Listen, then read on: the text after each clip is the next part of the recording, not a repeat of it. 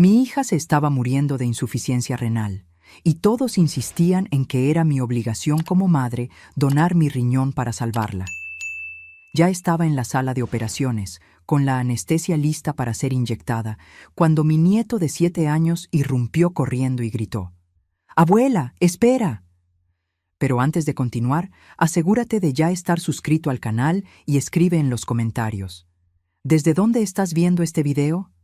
Nos encanta saber hasta dónde están llegando nuestras historias. La primera vez que noté que algo andaba mal con Elena fue una tarde de domingo. Estábamos almorzando en mi pequeña casa en Puebla, como lo hacíamos cada fin de semana. El olor a pescado asado llenaba la cocina, mezclándose con el aroma del limón y las hierbas que había recogido de mi jardín. Elena, mi única hija, siempre fue mi orgullo. A los 32 años, graduada en farmacia, casada con Rodrigo, un médico prometedor, y madre del pequeño Lucas, de 7 años. Todo parecía perfecto, hasta ese domingo.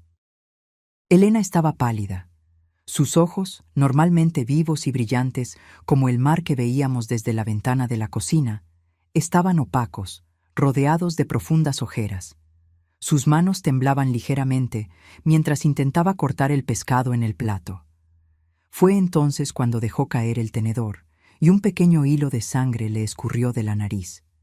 «Hija, ¿estás bien?», pregunté, sintiendo que mi corazón se encogía.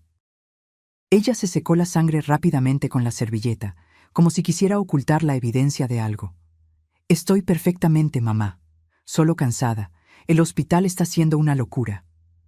Rodrigo, que estaba sentado a su lado, le puso la mano sobre el hombro con un gesto que parecía protector, pero que hoy, mirando hacia atrás, reconozco como posesivo.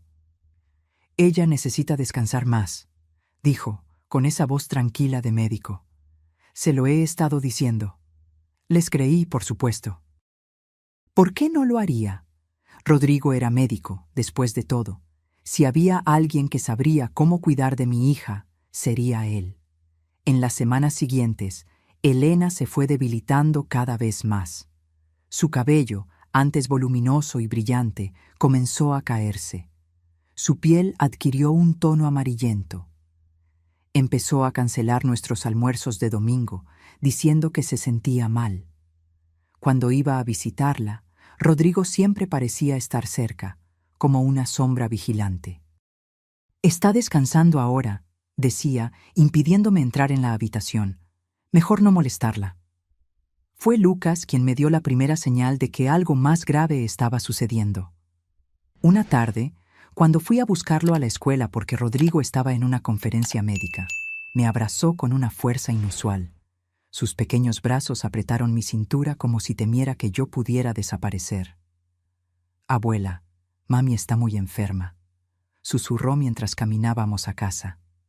«Vomita todos los días. Y papá le da medicinas todas las noches, medicinas diferentes a las que les muestra a los otros médicos». Un escalofrío me recorrió la espina dorsal. «¿Cómo dices, Lucas? ¿Qué medicinas diferentes?» «Medicinas que están escondidas en una caja cerrada en el despacho. Solo papá tiene la llave». Miró a su alrededor como si temiera ser oído. Una vez lo vi poniendo un polvo blanco en su jugo. Ella no lo vio porque estaba durmiendo en el sofá. Intenté convencerme de que era solo la imaginación de un niño. Rodrigo era un médico respetado, especializado en nefrología. Elena estaba siendo tratada por los mejores profesionales en el hospital donde ambos trabajaban. Pero la semilla de la duda estaba plantada y crecía con cada nuevo síntoma que surgía. 2 semanas después, recibí una llamada de Rodrigo. Su voz era grave, cargada de una preocupación que parecía ensayada. «Señora Clara, Elena está hospitalizada. Insuficiencia renal. Los exámenes muestran que sus riñones están fallando rápidamente». El mundo pareció desacelerarse. Recuerdo haber dejado caer el teléfono, mis piernas flaqueando. ¿Mi hija, mi Elena, tenía los riñones fallando? ¿Cómo era posible? Ella siempre fue saludable. Nunca había tenido problemas renales antes. Cuando llegué al hospital, Elena estaba irreconocible. Tubos salían de su frágil cuerpo. Las máquinas sonaban a su alrededor. Su piel estaba tan pálida que parecía translúcida bajo las frías luces del hospital. Rodrigo estaba a su lado, junto con sus padres, Antonio y Marcia, personas que siempre me habían mirado con un cierto desprecio mal disimulado. «Clara», me llamó Rodrigo, su voz suave como el terciopelo. «Necesitamos hablar sobre las opciones de tratamiento». Fue en ese momento que la idea del trasplante surgió por primera vez. Rodrigo explicó, con la frialdad de un médico hablando de un caso clínico cualquiera, que Elena necesitaría un trasplante de riñón para sobrevivir. La diálisis podría ayudar por un tiempo, pero no sería una solución definitiva. «Tú eres su madre», dijo Marcia, la suegra de Elena, con ese tono acusatorio que siempre usaba conmigo. «Seguramente donarías un riñón para salvar a tu única hija, ¿no?» No dudé ni por un segundo. «Claro que sí. Haré las pruebas de compatibilidad de inmediato». Lo que no sabía en ese momento era que estaba entrando en una red de mentiras y manipulación tan intrincada que casi me costaría la vida. La mirada que Rodrigo intercambió con sus padres, un brillo casi imperceptible de triunfo, debió haberme alertado. Pero estaba ciega por la preocupación por mi hija. Las pruebas se hicieron con una rapidez sorprendente. «Compatibilidad perfecta», anunció Rodrigo 2 días después, sosteniendo los resultados como un trofeo. «Eres la donante ideal, Clara». Algo en la forma en que lo dijo me molestó. No era gratitud o alivio lo que veía en sus ojos, era expectativa, como si hubiera estado esperando ansiosamente ese resultado específico. Fue esa noche, volviendo a casa después de visitar a Elena, que encontré a Lucas sentado en la escalera de mi edificio. Había escapado de casa, cruzando solo las 3 cuadras que separaban nuestras casas. Sus ojos estaban rojos de tanto llorar. «Abuela», sollozó, «tengo miedo». Oí a papá hablando por teléfono que después de que dones el riñón todo saldrá bien, que los resultados serán perfectos. «¿Qué tipo de resultados, abuela?». Abracé a mi nieto, intentando calmarlo, pero sus palabras se quedaron resonando en mi mente. ¿Qué resultados serían esos? ¿Por qué Rodrigo parecía tan ansioso porque yo fuera la donante? ¿Y por qué Lucas parecía tan asustado? Los días que siguieron hasta la fecha programada para la cirugía fueron un torbellino de emociones y crecientes sospechas. Elena empeoraba cada día, como si su cuerpo estuviera siendo consumido por dentro. En cada visita al hospital la encontraba más débil, más distante, como si se estuviera despidiendo lentamente de la vida. Rodrigo estaba siempre presente, controlando quién podía verla y por cuánto tiempo. Él personalmente administraba sus medicamentos, verificando cada bolsa de suero, cada pastilla. «Soy su médico», justificaba cuando alguna enfermera cuestionaba. «Conozco el caso mejor que nadie». Fue en una de esas visitas que noté algo extraño. Mientras ajustaba la almohada de Elena, vi una pequeña marca morada en su cuello, similar a la que deja una aguja.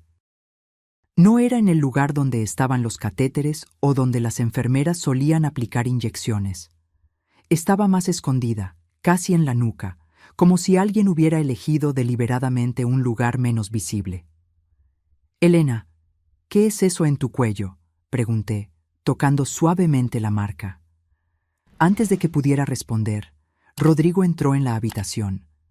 Sus ojos se fijaron instantáneamente en el lugar que yo estaba tocando, y por un segundo, solo un segundo, vi pánico en su mirada. «Probablemente irritación de la funda de la almohada», respondió por ella, apartando mi mano con una delicadeza estudiada. «Elena tiene la piel sensible, siempre la ha tenido». Elena solo asintió, sus ojos evitando los míos.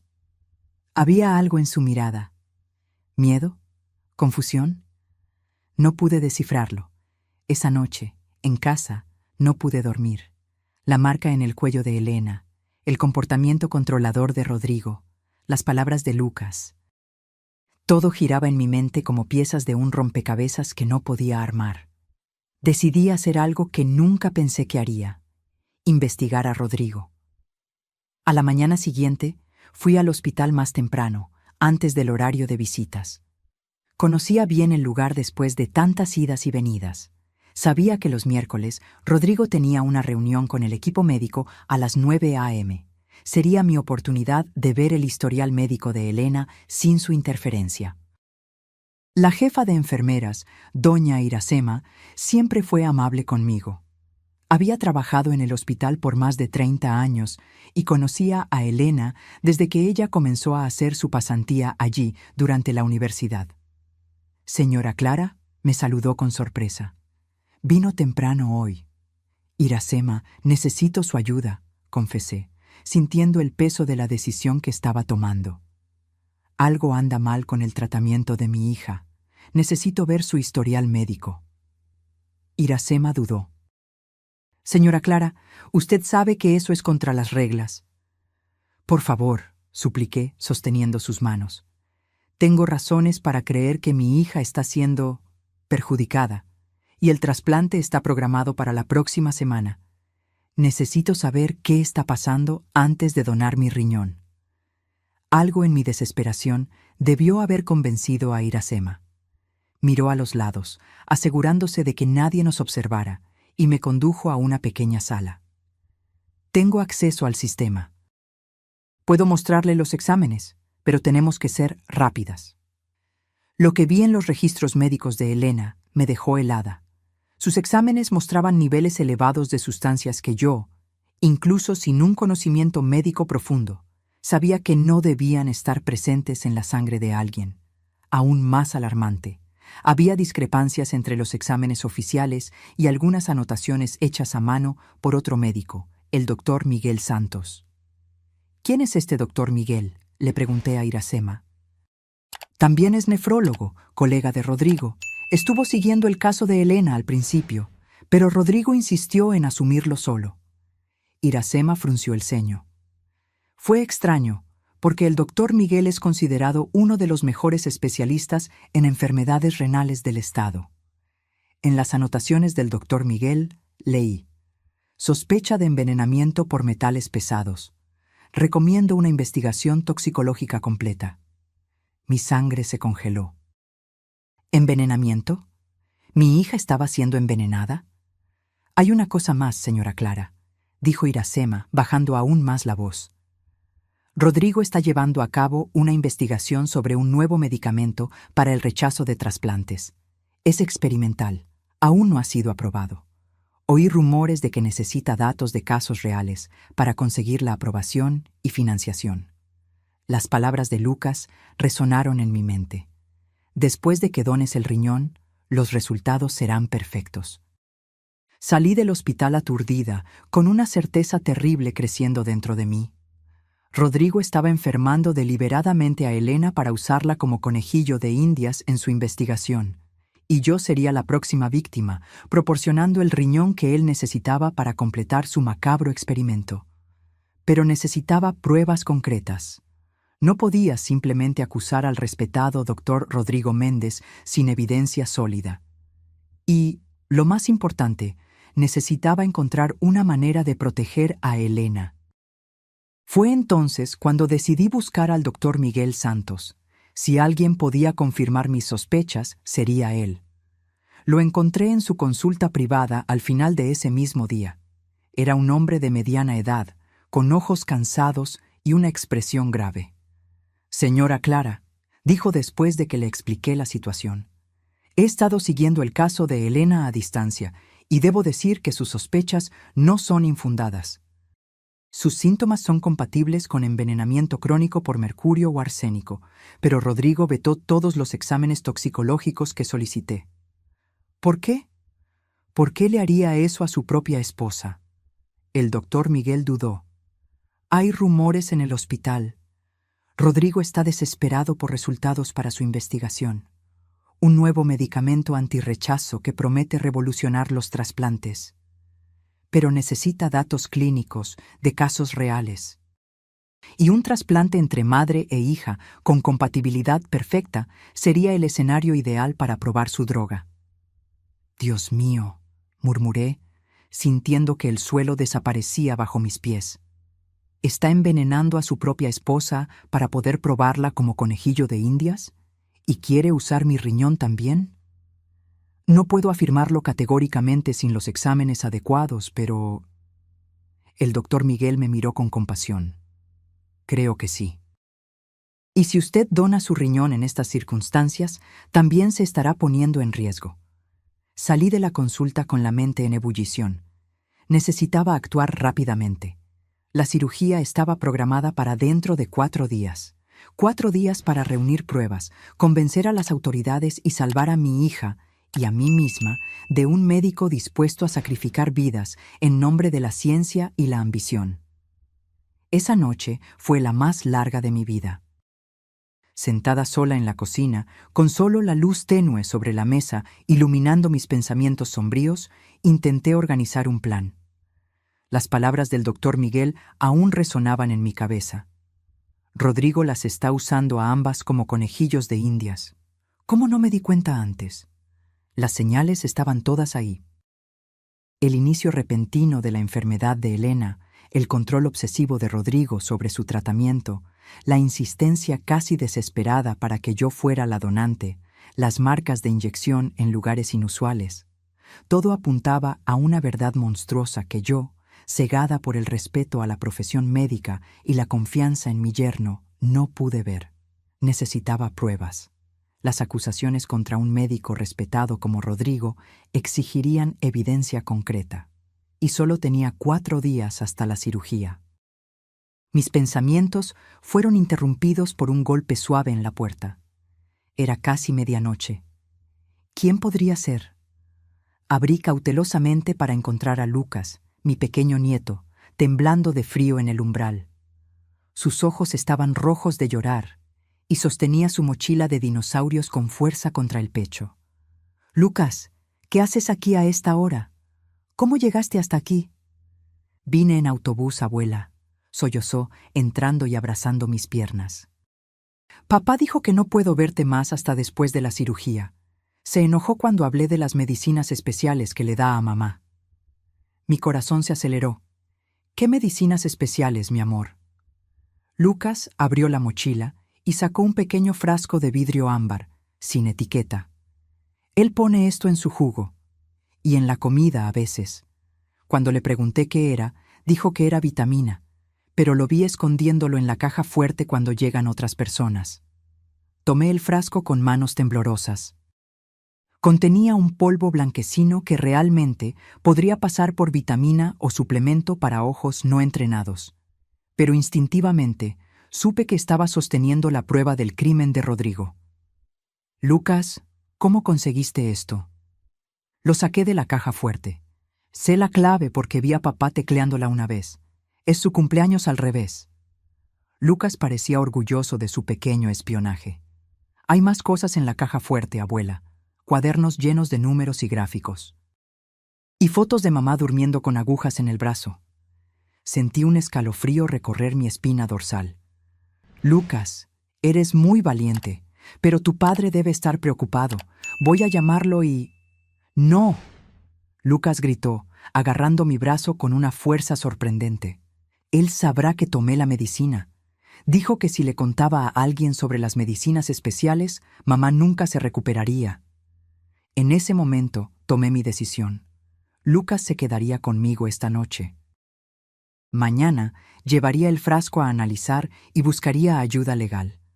Ya no podía confiar en Rodrigo, ni podía permitir que Lucas regresara a casa mientras no entendiera completamente lo que estaba sucediendo. Llamé a Rodrigo con una excusa. Dije que Lucas había venido a visitarme porque estaba preocupado por su madre y que se había quedado dormido. Sería mejor dejarlo pasar la noche. Rodrigo no pareció sospechar. Tal vez demasiado confiado en su plan para imaginar que un niño de 7 años pudiera ser una amenaza.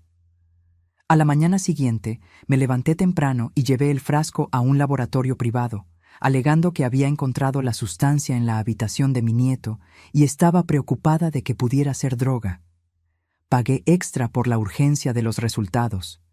Mientras esperaba, busqué la oficina del doctor. «Carlos Viana, un viejo amigo de la familia que ahora trabajaba como director de ética médica en el Consejo Regional. Si había alguien que pudiera ayudarme a navegar en esta pesadilla, sería él.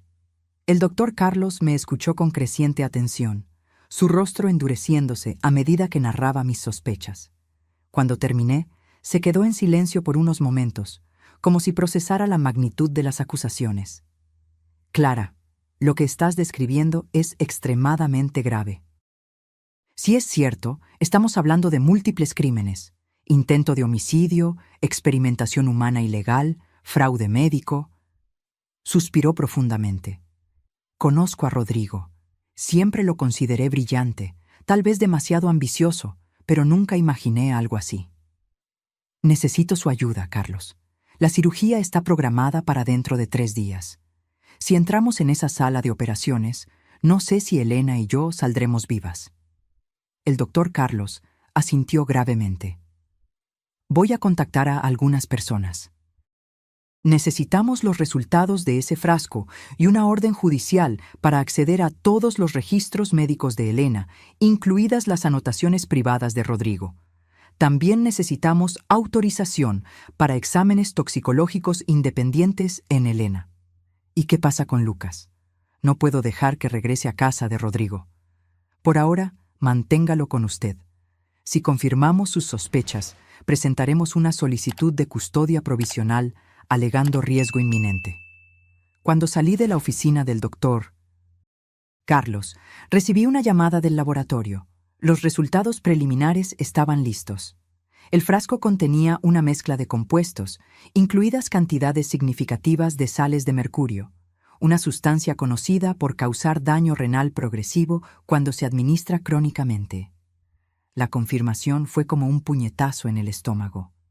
Por mucho que lo sospechara, una parte de mí aún esperaba estar equivocada, que hubiera alguna explicación alternativa menos monstruosa.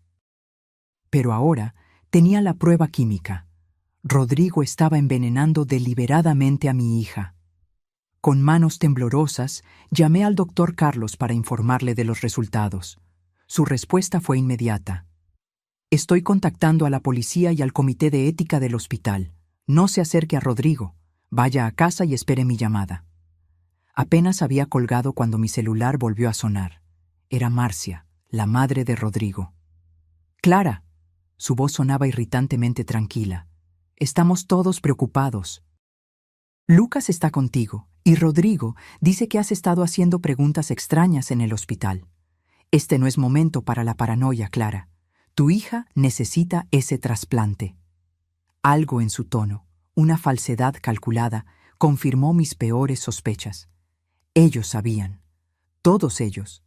Rodrigo, sus padres, estaban involucrados en este horrible plan. «Marcia», respondí, intentando mantener la voz firme. «Sé exactamente lo que está pasando. Y puedo garantizarte que tú, tu hijo y tu marido van a pagar por cada gota de sufrimiento que le causaron a mi hija». Hubo un breve silencio. Cuando Marcia habló de nuevo, su voz había perdido toda pretensión de cordialidad. «No tienes idea con quién te estás metiendo, Clara. Entrega a Lucas y preséntate para la cirugía, o Elena sufrirá las consecuencias. Los accidentes ocurren en los hospitales todo el tiempo». Colgó antes de que yo pudiera responder. El miedo helado que sentí fue rápidamente reemplazado por una furia que nunca había experimentado antes. No solo estaban amenazando mi vida, sino que estaban amenazando con matar a mi hija si no cooperaba. La carrera contra el tiempo había comenzado, y las apuestas no podían ser más altas. Los siguientes 2 días fueron un borrón de ansiedad y acción frenética. El doctor Carlos, fiel a su palabra, movilizó una pequeña fuerza de trabajo de profesionales de confianza, una fiscal especializada en crímenes médicos, 2 investigadores y un nefrólogo independiente para revisar el caso de Elena. El frasco que Lucas trajo fue la llave que abrió todas las puertas. El análisis completo confirmó: contenía una mezcla tóxica de sales de mercurio y otras sustancias nefrotóxicas en dosis lo suficientemente bajas como para causar daño gradual, pero no inmediatamente letales. El tipo perfecto de veneno para quien quiere simular una enfermedad progresiva. Con esta evidencia, conseguimos una orden judicial para acceder a la oficina privada de Rodrigo en el hospital y los registros completos de Elena. Lo que encontramos allí era aún más perturbador de lo que imaginábamos. En una caja fuerte escondida detrás de una estantería, abierta con la misma clave que Lucas había mencionado, descubrimos cuadernos meticulosamente llevados que documentaban el experimento. Rodrigo había registrado cada dosis administrada a Elena, cada alteración en sus análisis de sangre, cada nuevo síntoma. Gráficos mostraban el deterioro progresivo de su función renal a lo largo de meses. Incluso había fotografías de ella inconsciente, con marcas de inyecciones visibles. Pero lo más impactante fue un dossier sobre mí.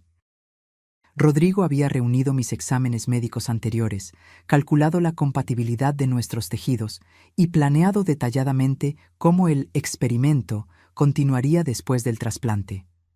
Tenía la intención de administrar su medicamento experimental, no aprobado en dosis cada vez mayores, probando los límites de la capacidad del cuerpo de Elena para aceptar mi riñón bajo la influencia de la droga. En un correo electrónico impreso encontrado en la misma carpeta, Rodrigo escribía a un representante de una gran empresa farmacéutica. Con los datos de este caso, tendremos evidencia suficiente para avanzar a la fase 3 de las pruebas. Una compatibilidad madre-hija es el escenario ideal, genéticamente lo suficientemente cercanas para minimizar el rechazo natural, pero lo suficientemente diferentes para probar la eficacia completa del compuesto XR47. Al final del correo electrónico, un valor, $5 millones. El precio de la vida de mi hija, el precio de mi vida.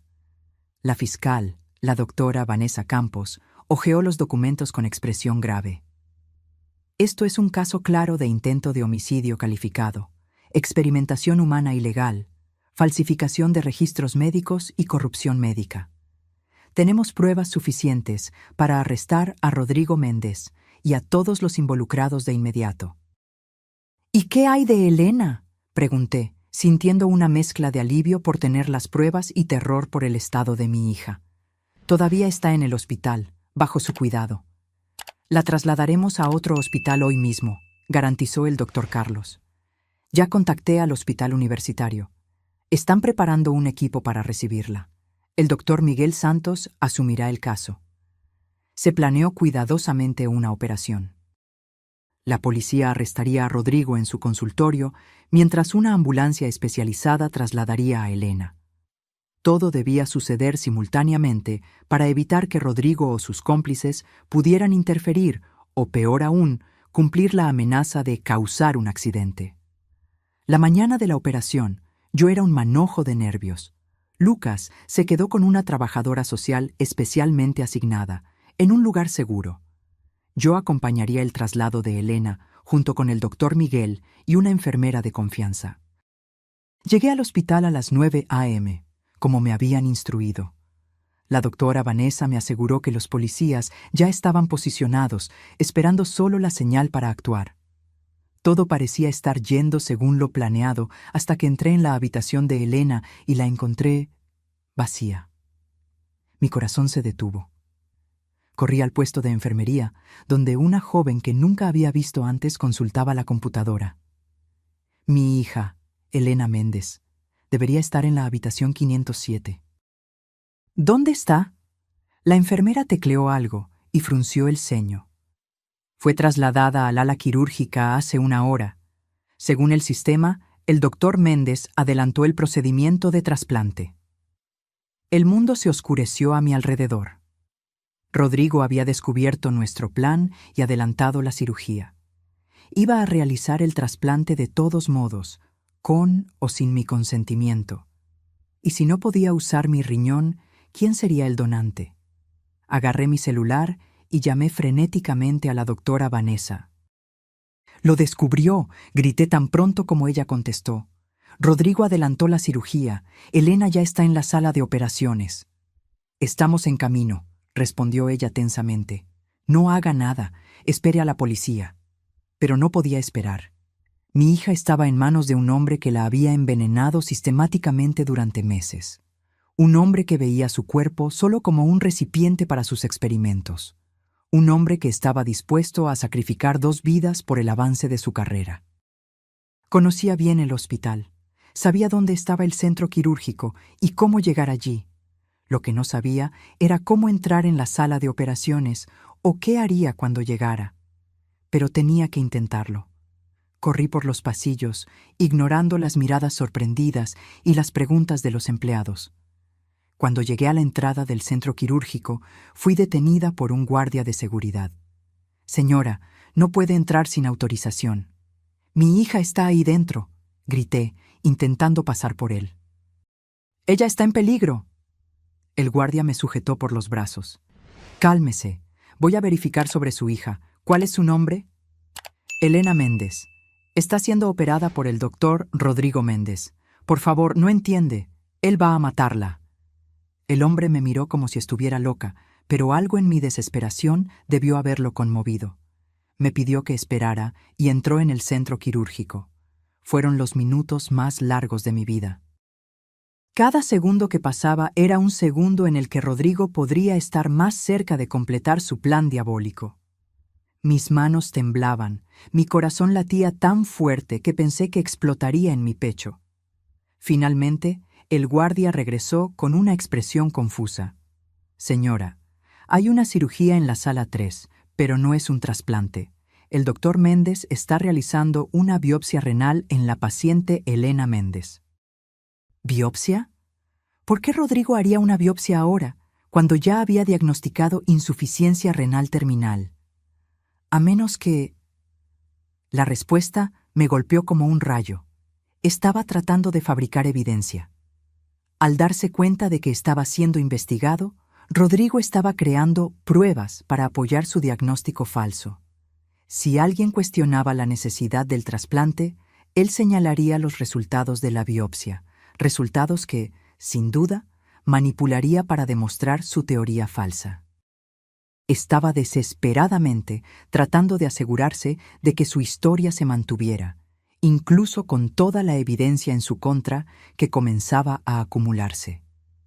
La biopsia. Por supuesto. Rodrigo estaba desesperadamente tratando de crear evidencia falsa para sostener su mentira. Si yo lo denunciaba, él mostraría los resultados de la biopsia como prueba de que Elena realmente sufría de insuficiencia renal. Un último movimiento desesperado de un hombre acorralado. «Señora, necesito que se calme», el guardia estaba diciendo, su voz distante como si viniera de otro mundo. «La policía está en camino». ¿Policía? Ah, sí. La doctora Vanessa debe haber contactado a las autoridades. Pero, ¿y si llegaban demasiado tarde? ¿Y si Rodrigo ya había completado su procedimiento? Fue en ese momento que vi a Lucas corriendo por el pasillo, seguido de cerca por una mujer que reconocí como la trabajadora social que debía estar cuidándolo. ¿Cómo había escapado? ¿Cómo había llegado aquí? ¡Abuela!, gritó corriendo a mis brazos. «¡Van a lastimar a mamá! Oí al abuelo Antonio hablando por teléfono que tenían que terminar el trabajo hoy mismo». Sentí mi sangre helarse. «Lucas, ¿cómo llegaste aquí?» Me escapé cuando la señora fue al baño. Tomé un taxi. Dije que mi mamá estaba en el hospital. Sus ojos brillaban con determinación y miedo. «Abuela, hay una cosa más. Traje esto». Sacó algo del bolsillo, una pequeña grabadora digital. Del tipo que usan abogados y periodistas. Grabé a papá hablando con el abuelo anoche. No sabían que estaba escuchando. Con manos temblorosas, apreté el botón de reproducción. La voz de Rodrigo llenó el pasillo, baja pero perfectamente clara. «Adelantar la cirugía. Ella sospecha. No podemos arriesgarnos. La financiación depende de estos resultados. No, no vamos a usar su riñón. Conseguí un donante compatible. Sí, ese paciente terminal del tercer piso. Le ofrecí a su familia una cantidad considerable. Nadie lo sabrá. Cuando terminemos, nadie creerá su historia». La grabación continuó, pero ya había oído suficiente. Rodrigo planeaba usar el riñón de otro paciente, probablemente alguien vulnerable, cuya familia había sobornado para continuar su macabro experimento. Y luego, cuando todo estuviera hecho, ¿quién creería las acusaciones de una mujer mayor contra un médico respetado? El guardia, que había escuchado la grabación a mi lado, estaba pálido. «Dios mío», murmuró, tomando su radio. «Código rojo en el centro quirúrgico. Repito, código rojo en el centro quirúrgico». Menos de un minuto después, oímos sirenas. La policía había llegado. La doctora Vanessa corría delante de 4 oficiales uniformados, seguidos por el doctor Carlos y el doctor Miguel. «¡Clara!», exclamó la doctora Vanessa. «Encontramos a los padres de Rodrigo intentando destruir documentos en su oficina. Están bajo custodia. ¿Dónde está Elena?» «Sala de cirugía 3. Rodrigo está realizándole una biopsia ahora mismo, pero escuche esto primero». Reproduje la grabación de nuevo. El rostro de la doctora Vanessa se endureció con cada palabra. Cuando terminó, se volvió hacia los policías. «Entren de inmediato. Tenemos evidencia de un crimen en curso». Fue como ver una escena de película. Los policías, acompañados por el doctor Miguel y el guardia de seguridad, irrumpieron en el centro quirúrgico. Yo quería seguirlos, pero la doctora Vanessa me sujetó. «Clara, deje que ellos se encarguen. Ya ha hecho suficiente. Ahora necesita ser fuerte para Elena». La espera fue agonizante. Lucas agarró mi mano, sus pequeños dedos apretando los míos con una fuerza sorprendente. Podía sentir su temblor, pero también su valentía. Este pequeño niño había arriesgado todo para salvar a su madre y a su abuela. Finalmente, las puertas se abrieron. Una camilla era empujada rápidamente, con Elena aún inconsciente, conectada a monitores. El doctor Miguel venía a su lado, verificando sus signos vitales. «Está estable», me aseguró rápidamente. «Interrumpimos el procedimiento a tiempo. La trasladaremos al hospital universitario de inmediato para desintoxicación y tratamiento adecuado». Detrás de ellos, Rodrigo era escoltado por 2 policías, esposado, su bata blanca contrastando brutalmente con las esposas de metal en sus muñecas. Su rostro, siempre tan sereno y confiado, ahora estaba distorsionado por una mezcla de rabia y miedo. Cuando pasó por mí, nuestras miradas se cruzaron. No había remordimiento en sus ojos, solo furia por haber sido descubierto, porque su plan había fracasado. «No lo entiendes», siseó. «Era por la ciencia. El avance médico exige sacrificios».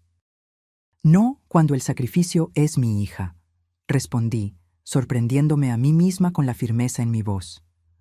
Un policía lo empujó hacia adelante, cortando cualquier respuesta que pudiera tener. El doctor Carlos se acercó, poniendo una mano en mi hombro. «Clara, fuiste increíble. Salvaste la vida de Elena. Ahora, vamos a cuidarla. La desintoxicación llevará tiempo, pero el doctor Miguel cree que la recuperación será completa. Los daños a los riñones aún no son irreversibles». Miré a Elena en la camilla, tan pálida y frágil, y luego a Lucas, cuyos ojos no dejaban el rostro de su madre. Una ola de agotamiento me golpeó, como si toda la adrenalina de las últimas semanas de repente estuviera abandonando mi cuerpo. «Vamos», dije, tomando la mano de Lucas. «Vamos a acompañar a tu mamá al hospital». En la ambulancia, sosteniendo la mano inerte de Elena mientras los paramédicos monitoreaban sus signos vitales, me permití llorar por primera vez. No eran lágrimas de tristeza o miedo, sino de alivio y gratitud. Habíamos descubierto la verdad a tiempo. Elena estaba viva, Lucas estaba a salvo, y Rodrigo y sus cómplices enfrentarían la justicia. Mirando el rostro de mi hija, prometí silenciosamente que, a partir de ese momento, nadie jamás la lastimaría de nuevo, ni a ella ni a mi nieto. Esta familia había sido destrozada por la codicia y la crueldad de un hombre, pero ahora tendríamos la oportunidad de reconstruirla, basada en el amor y la verdad. El camino de la recuperación sería largo, pero por primera vez en meses me permití sentir esperanza. Los días que siguieron al arresto de Rodrigo fueron un torbellino de emociones, procedimientos médicos y declaraciones legales. Elena fue trasladada al hospital universitario, donde el doctor Miguel asumió personalmente su caso. Los exámenes toxicológicos confirmaron niveles alarmantes de mercurio y otros metales pesados en su organismo, lo que requirió un tratamiento intensivo de quelación para eliminar las toxinas. Me quedé a su lado día y noche, observando cada gota de medicamento, cuestionando cada procedimiento. La confianza que había depositado ciegamente en la medicina había sido destrozada, y ahora me había vuelto vigilante incluso con los profesionales más bien intencionados. El doctor Miguel, comprendiendo mi trauma, explicaba pacientemente cada etapa del tratamiento, mostrando los resultados de los exámenes, permitiéndome verificar los medicamentos. La confianza se rompió, señora Clara, me decía con amabilidad. Necesitamos reconstruirla poco a poco.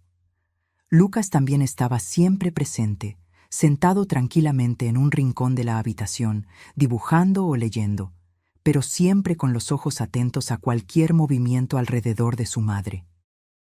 El niño que antes era vibrante y hablador, ahora se había vuelto silencioso y observador, como si hubiera envejecido años en pocos días. En la segunda semana de hospitalización, cuando Elena finalmente comenzó a mostrar signos consistentes de mejoría, tuvimos una conversación difícil. Estaba sentada en la cama, aún débil, pero con los ojos más claros de lo que había visto en meses. Sus manos ya no temblaban tanto, y un ligero color había vuelto a sus mejillas. «Mamá», dijo suavemente, «me lo contaron todo, sobre Rodrigo, sobre el envenenamiento, sobre cómo tú y Lucas me salvaron». Su voz se quebró. «¿Cómo no me di cuenta? ¿Cómo pude ser tan ciega?» Sostuve sus manos, sintiendo la fragilidad de los huesos bajo la piel. «No te culpes, hija. Rodrigo era tu marido, un médico respetado. Todos confiábamos en él». «Pero soy farmacéutica», insistió, con lágrimas que corrían silenciosamente. Debería haber reconocido los síntomas, cuestionado los medicamentos. En cambio, dejé que él me convenciera de que me estaba volviendo paranoica, que el estrés estaba afectando mi percepción. Era un patrón clásico de abuso, explicó después la psicóloga que comenzó a atender a Elena. Rodrigo había construido metódicamente un sistema de aislamiento y gaslighting. Primero, convenciendo a Elena de que sus síntomas eran psicosomáticos. Luego, alejándola gradualmente de amigos y colegas de trabajo con la excusa de que necesitaba descansar. Finalmente, controlando su medicación y alimentación, manteniéndola en un estado constante de confusión y vulnerabilidad. Personas como Rodrigo son depredadores sofisticados, explicó la doctora Luisa, la psicóloga. Eligen víctimas inteligentes y fuertes porque el desafío es mayor y la victoria más satisfactoria. Elena no fue víctima por ser débil, sino por confiar en alguien que no merecía esa confianza. La investigación policial reveló la extensión completa del esquema de Rodrigo.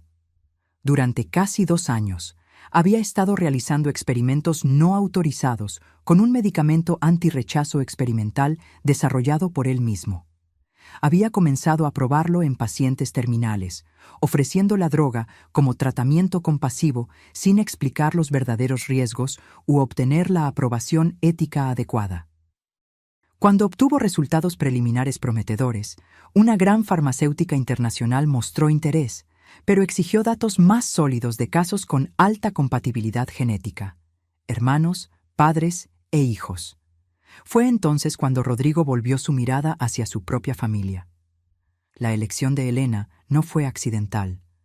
Como farmacéutica, ella entendería y valoraría la importancia de la investigación médica. Como esposa devota, confiaría en él implícitamente. Y como mi hija, compartía conmigo una compatibilidad genética lo suficientemente alta como para ser una donante ideal, pero con suficientes diferencias para probar adecuadamente la eficacia de la droga. Los padres de Rodrigo, Antonio y Marcia estaban plenamente involucrados en el esquema. empresarios con conexiones en el mundo farmacéutico, habían facilitado el contacto con la multinacional y gestionado el aspecto financiero de la operación. Los 5 millones de dólares mencionados en el correo electrónico eran solo el comienzo. Si la droga era aprobada, la familia Méndez recibiría regalías que podrían alcanzar cientos de millones a lo largo de los años. Vendieron la salud de su propia nuera y el futuro de su propio nieto por dinero, comentó la doctora Vanessa Conasco durante una de nuestras muchas reuniones para preparar el caso judicial. En 20 años como fiscal, pocos casos me han repugnado tanto como este. El juicio de Rodrigo y sus padres se convirtió en uno de los casos más comentados en los medios. Médico envenena a su esposa para usar a su suegra como conejillo de indias en un experimento ilegal. Los titulares no escatimaban en el sensacionalismo, pero la realidad era aún más perturbadora de lo que cualquier título podría capturar. Mientras tanto, en el hospital, Elena continuaba su lenta recuperación. Afortunadamente, los daños a los riñones no eran irreversibles. Con el fin del envenenamiento y el tratamiento adecuado, su función renal comenzó a mejorar gradualmente.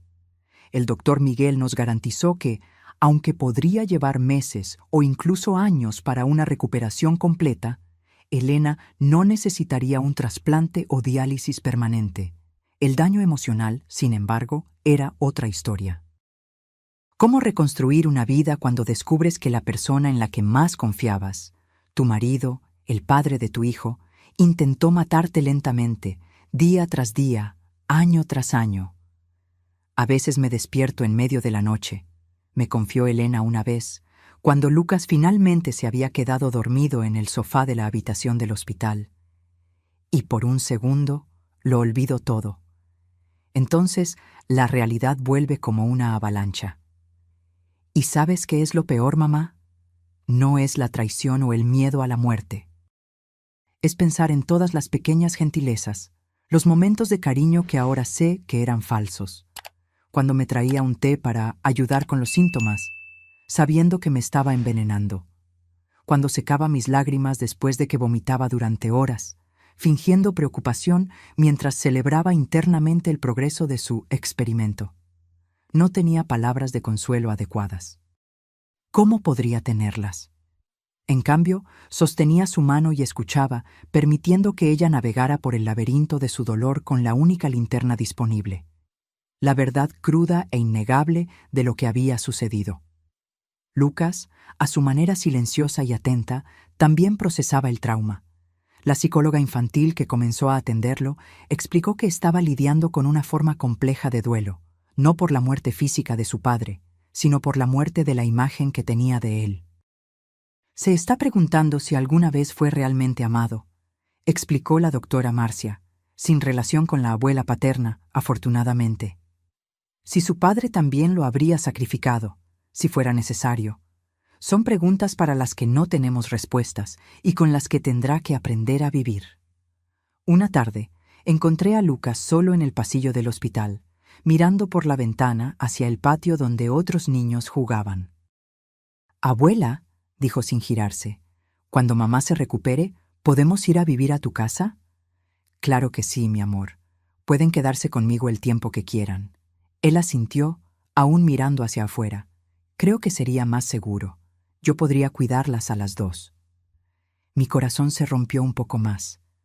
Con solo 7 años, Lucas ya había asumido el papel de protector de la familia. Lo abracé por detrás, apoyando mi barbilla en su suave cabello que olía a champú infantil. «Ya nos protegiste, Lucas. Fuiste el héroe más valiente que he conocido. Pero ahora deja que tu mamá y yo te cuidemos por un tiempo. ¿Está bien?» Entonces se giró, hundiendo la cara en mi blusa, y finalmente lloró, no las lágrimas contenidas de antes, sino sollozos profundos que sacudían su pequeño cuerpo. Lo dejé llorar, sabiendo que cada lágrima era un paso necesario en el largo camino de curación que teníamos por delante. 3 meses después de la hospitalización, Elena finalmente recibió el alta.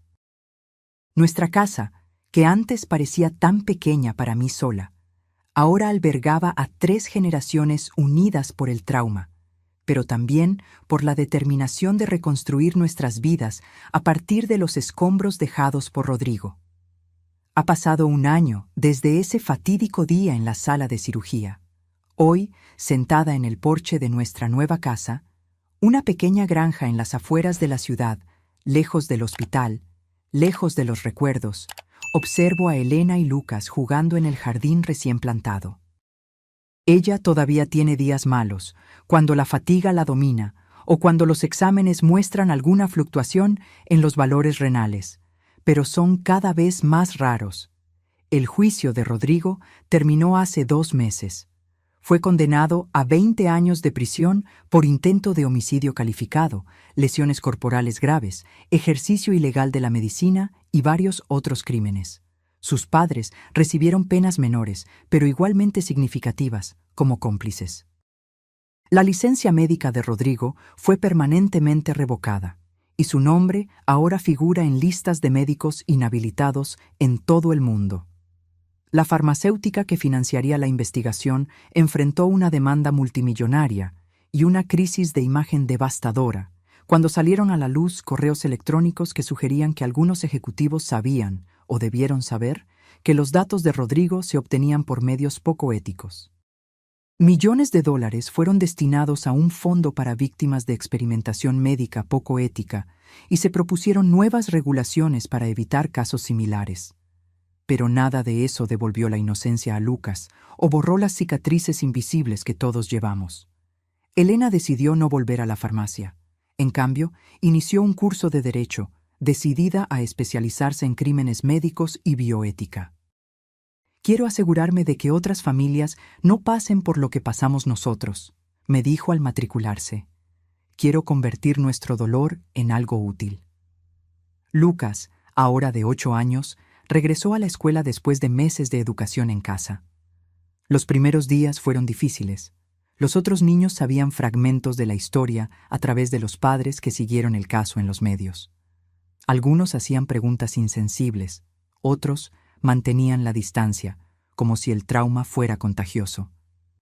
Pero, lentamente, él comenzó a encontrar su lugar de nuevo, formando nuevas amistades, reconectándose con el mundo. ¿Y yo? Descubrí una fuerza que no sabía que poseía. A los 57 años, me convertí en activista por los derechos de los pacientes. Empecé hablando en pequeños grupos de apoyo, compartiendo nuestra historia. Pronto, estaba dando conferencias en facultades de medicina y enfermería, recordándoles a los futuros profesionales de la salud que detrás de cada historial médico hay una persona, una familia, una historia. La confianza entre médico y paciente es sagrada. Siempre enfatizo en estas conferencias. Cuando esa confianza es traicionada, no es solo un individuo el que sufre, sino todo el tejido social que mantiene nuestro sistema de salud funcionando.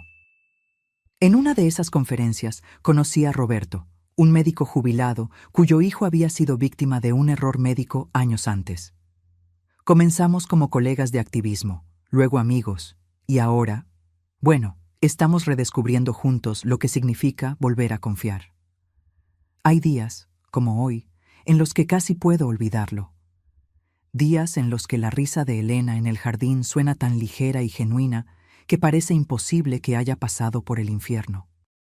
Días en los que veo a Lucas absorto en sus libros o juegos, mostrando destellos del niño despreocupado que era antes. Pero luego llega la noche, y con ella, las pesadillas.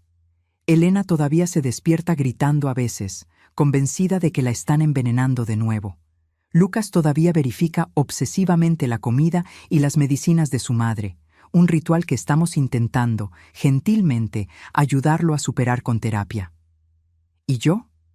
Todavía revivo ese momento en la sala de cirugía. El frío de la mesa de acero bajo mi espalda, el brillo cegador de las luces quirúrgicas, la sensación de completa impotencia mientras esperaba que la anestesia fuera inyectada, creyendo que estaba a punto de donar un riñón para salvar a mi hija, sin saber que me estaba entregando a un macabro experimento. Y entonces, como un rayo de luz que atraviesa la oscuridad, la imagen de Lucas irrumpiendo en la sala, pequeño pero determinado, llevando la verdad que nos salvaría. El doctor. Carlos me dijo una vez, durante una de nuestras muchas conversaciones después del incidente: Clara, ustedes tres son sobrevivientes no solo de un crimen, sino de una traición fundamental de la confianza humana. La recuperación no será lineal. Habrá recaídas, días malos, momentos de desesperación. Pero también habrá curación, conexión renovada y, eventualmente, una nueva normalidad. Tenía razón. Nuestra nueva normalidad no es perfecta. Es frágil, construida cuidadosamente sobre los escombros de lo que perdimos, pero es nuestra, conquistada con lágrimas, coraje y una determinación feroz de no permitir que la maldad de un hombre defina el resto de nuestras vidas. Esta tarde, mientras observo a Elena enseñarle a Lucas a plantar semillas de girasol, siempre giran hacia el sol, no importa cuán nublado esté el día, le explica. Siento una paz que pensé que nunca volvería a experimentar. Las semillas son plantadas en suelo fertilizado por las cenizas de nuestro pasado. Y como los girasoles, estamos aprendiendo a girar hacia la luz, incluso en los días más oscuros. El teléfono suena, interrumpiendo mis pensamientos. Es la doctora Vanessa, la fiscal. Clara, tengo noticias. La apelación de Rodrigo fue denegada. La sentencia se mantuvo íntegramente. Suspiro profundamente. Un peso que ni siquiera sabía que estaba cargando finalmente se disipa. Gracias por avisarme, Vanessa. ¿Cómo están? Vuelvo a mirar el jardín, a mi hija y mi nieto, sus manos en la tierra, plantando el futuro. Estamos cultivando girasoles, respondo simplemente. Ella entiende. Después de todo lo que compartimos durante el caso, ella siempre entiende. Cuando cuelgo, Elena me mira inquisitivamente. Le cuento sobre la decisión de la apelación. Ella asiente, su rostro una mezcla compleja de emociones. Alivio, tristeza, una sombra de algo que podría ser pesar por lo que podría haber sido en otra vida, con otro hombre. Vamos a plantar más girasoles, dice finalmente. Uno por cada día que sobrevivimos. Lucas, absorto en su tarea, no parece notar nuestra conversación. Está demasiado ocupado creando vida a partir de pequeñas semillas, demostrando una fe en el futuro que solo los niños pueden mantener incluso después de conocer lo peor de la humanidad. Me uno a ellos en el jardín, arrodillándome en la tierra blanda a pesar de las protestas de mis articulaciones. Plantó mi propia fila de semillas, pensando en todas las mujeres y niños que sufrieron abusos médicos similares, pero que no tuvieron la suerte de tener un Lucas para salvarlos en el último minuto. Para ellas, murmuro mientras cubro las semillas con tierra, para que sus historias también sean escuchadas. Elena toca mi hombro suavemente. Lo serán, mamá. Haremos que lo sean. Y en este pequeño jardín, con las manos en la tierra y los rostros vueltos hacia el sol, continuamos nuestro camino de curación. Imperfecto, a veces doloroso, pero profundamente nuestro. Libres, finalmente, para elegir nuestro propio camino, escribir nuestra propia historia, plantar nuestras propias semillas de esperanza. Y cuando los girasoles finalmente florezcan, serán un testimonio vibrante e inquebrantable de que incluso de las circunstancias más oscuras, la vida, la luz y el amor pueden renacer. Ahora, si te gustó esta historia, dale clic a este próximo video que está apareciendo en la pantalla, porque en él hay una historia de traición y un giro como nunca has visto antes.